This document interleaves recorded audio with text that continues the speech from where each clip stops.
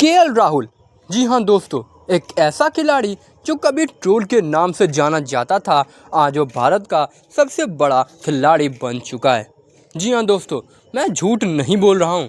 KL Rahul जो कभी ऐसा माना जाता था कि भारत के लिए सबसे बड़ी कमजोरी है, आज वो भारत की सबसे बड़ी ताकत बन चुका है। T20 में तो ये खिलाड़ी नहीं खेलता है, लेकिन वनडे और टेस्ट में ये खिलाड़ी कमाल की बल्लेबाजी इस समय कर रहा है। पिछले 1.5 सालों में जो केएल राहुल ने किया है, ऐसा कारनामा कोई भी नहीं कर पाया है। तो फिर दोस्तों, मैं क्यों ना कहूँ कि केएल राहुल अब इन 1.5 सालों में सबसे बड़े खिलाड़ी इंडिया के निकल के आए हैं वनडे और टेस्ट में। एक खिलाड़ी जिसका ओडीआई में 50 से ज़्यादा एवरेज है, उसे क्यों ना बड़ा कहा जाए। एक खिलाड़ी जो कभी टेस्ट में कमजोरी हुआ करता था, 33-32 की एवरेज हुई करती थी, आज उसका एवरेज 38 का हो, तो क्यों ना कहूँ कि पिछले 1.5 सालों में केएल राहुल ने अपने प्रदर्शन को बढ़ाया ही है। केएल राहुल की कहानी दोस्तों बहुत ही अजीबोगरीब है, क्योंकि एक समय कभी शुरू में कहा जाता था कि इंडिया का बड़ा टैलेंट है केएल राहुल, फिर इसे ट्रोल किया गया।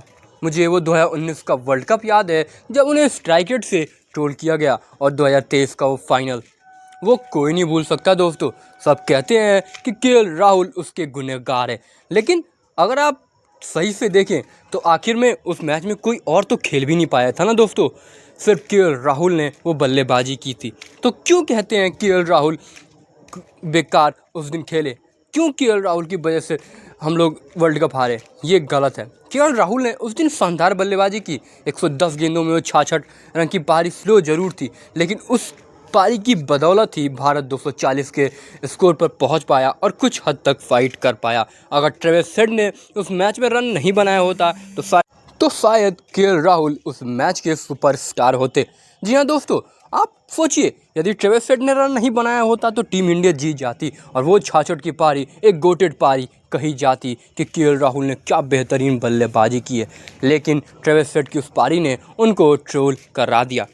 अब पिछले 2 सालों में रिकॉर्ड देखिए दोस्तों, अगर आप टेस्ट की एवरेज की बात करेंगे तो इंग्लैंड सीरीज़ या उससे पहले जब केएल राहुल को हटाने की बात हो रही थी, न्यूजीलैंड सीरीज़ तक उनका एवरेज 32.86 था। जी हाँ दोस्तों, 33 के बराबर।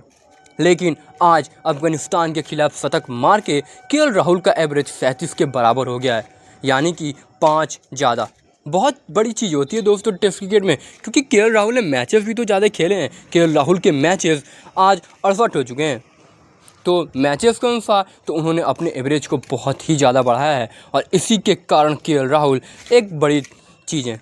ओडीआई में यदि आप बात करेंगे तो 50 की एवरेज, जी हाँ दोस्तों, 50 की एवरेज कोई छोटी चीज़ नहीं होती है, बहुत बड़ी चीज़ होती है। और चैंपियन ट्रॉफी में सेमीफाइनल और फाइनल में जो काम पारी खेला था केएल राहुल ने, उसकी बदौलत ही आज भारत चैंपियन ट्रॉफी की चैंपियन है। जी हाँ दोस्तों, तो केएल राहुल पिछले 1.5 सालों में मोस्ट इम्प्रूव्ड क्रिकेटर के रूप में हैं। यदि उन्होंने पहले भी ऐसे बल्लेबाजी की होती तो आज वो सबसे बड़े खिलाड़ी होते भारत के, क्योंकि केएल राहुल का सबसे बड़ा रीजन डाउनफॉल का है उनका माइंडसेट। जी हाँ दोस्तों, केएल राहुल की कमी केएल राहुल ही है। उनका स्ट्राइक रेट इसलिए लो रहता है क्योंकि वो केएल राहुल सोचता है कि मुझे कम खेलना है। केएल राहुल एक ऐसे खिलाड़ी हैं जो यदि चाहें कि 200 के ज़्यादा भी स्ट्राइक रेट से खेल सके तो वो खिलाड़ी खेल सकता है। उनके पास ऐसा टैलेंट है कि वो 200 के स्ट्राइक रेट से भी खेल सकता है। तो दोस्तों, ये केएल राहुल की स्टोरी हमें बताती है कि अपना दुश्मन कोई और नहीं, हम ही होते हैं। इसीलिए अपने आप को, अपने टैलेंट को पहचानो और उसी की तरह हमेशा ज़िंदगी में काम करना चाहिए।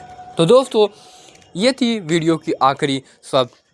और यदि आपको केएल राहुल अच्छे लगते हैं, आप केएल राहुल को बेहतरीन बल्लेबाज मानते हैं, तो कमेंट में ज़रूर बताइएगा। तब तक मिलते हैं आपसे अगली स्टोरी में अगली नई खबर के साथ। धन्यवाद।